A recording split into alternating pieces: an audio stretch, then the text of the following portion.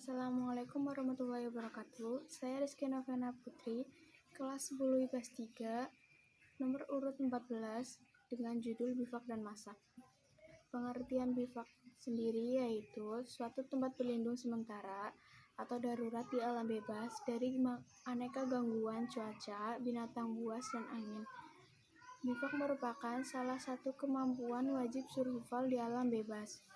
Tujuan pembuatan bivak sendiri adalah untuk berlindung dan tempat beristirahat.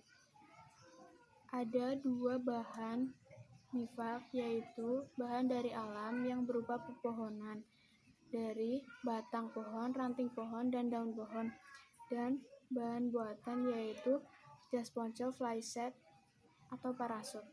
Berdasarkan pengalaman saya dalam membuat bivak, saya memerlukan alat untuk membantu mendirikan sebuah bivak, yaitu 1 tali panjang atau tali pramuka, 9 tali berukuran 25 cm, batu untuk mengikat, yang terpenting adalah jas ponco.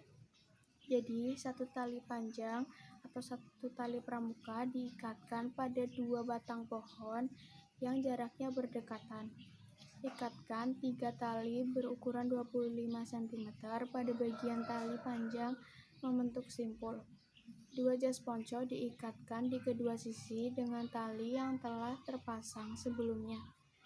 Isikan bagian mantel yang akan diikat dengan batu kecil untuk mempermudah mengikat. Setelah 2 jas ponco terikat dengan baik, letakkan 1 jas ponco di atas keduanya, menutupi bagian atas lalu diikat.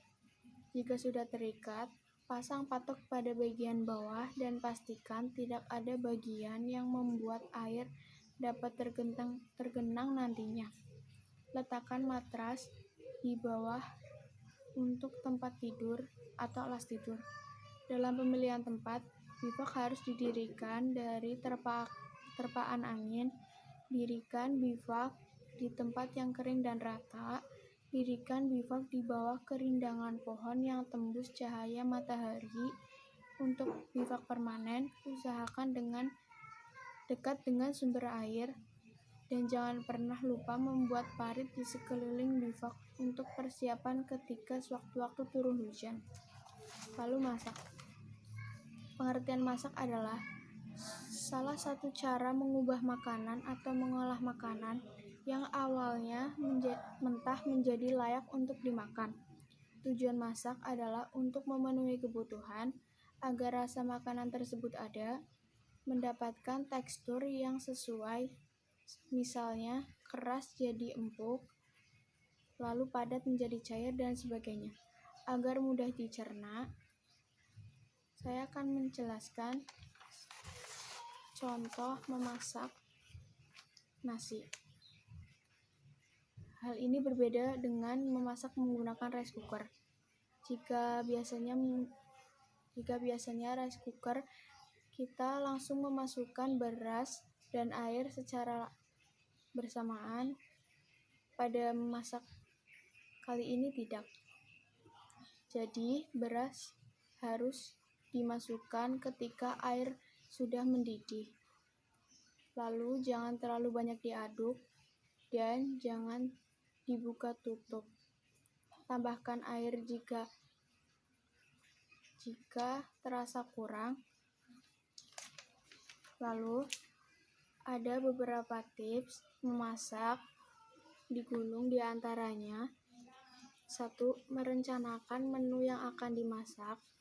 Hal ini membuat kita lebih mudah menentukan jadwal akan memasak apa di sore hari, pagi hari, atau kapanpun, karena pelaksanaannya akan lebih fleksibel.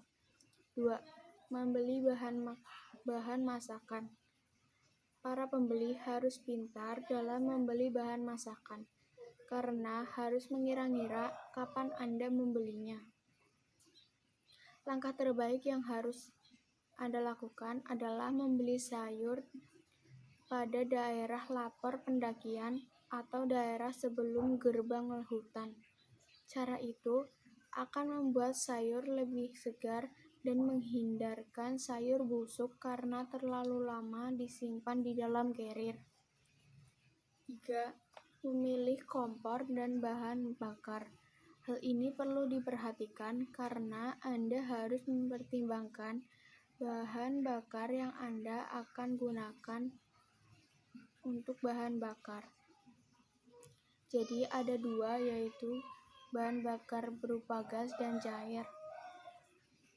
Kompor dan bahan bakar itu sendiri memiliki kelebihan dan kekurangan. Masing-masing diantaranya: 1. Kompor lapang bahan bakar padat. Kompor ini terbuat dari lempengan logam yang bisa dibuka untuk menaruh bahan bakar dan menjadi dudukan tempat panci nesting. Kelebihan kompor ini adalah harga kompor yang murah dan penggunaannya tidak rumit. Kekurangannya adalah tidak bisa mengatur besar api. Kompor bahan bakar gas siap pakai. Kompor ini memiliki dua jenis desain. 1. Ada yang berkonstruksi besar dan sebetulnya untuk dipakai di meja makan agar makanan tetap hangat. 2. Ada yang berukuran lebih ringkas dan memang digunakan saat di lapang atau outdoor. Tabung gas itu sendiri berisi gas cair yang biasanya berupa butane, propen, atau campuran hidrokarbon. Dalam kondisi berbentuk cair ketika berada di dalam tabung dengan kondisi bertekanan, kemudian gas tersebut menguap dengan cepat ketika meninggalkan tabung dan sampai ke tempat pembakaran dalam bentuk gas. Kelebihan kompor ini bisa mengatur kebesaran api, dan kelemahannya, bahan bakar gas ini relatif susah didapat jika dibanding premium pertalite atau spiritus. Packing makanan. Dalam packing makanan, Anda harus sangat memperhatikan agar tidak terjadi kesalahan.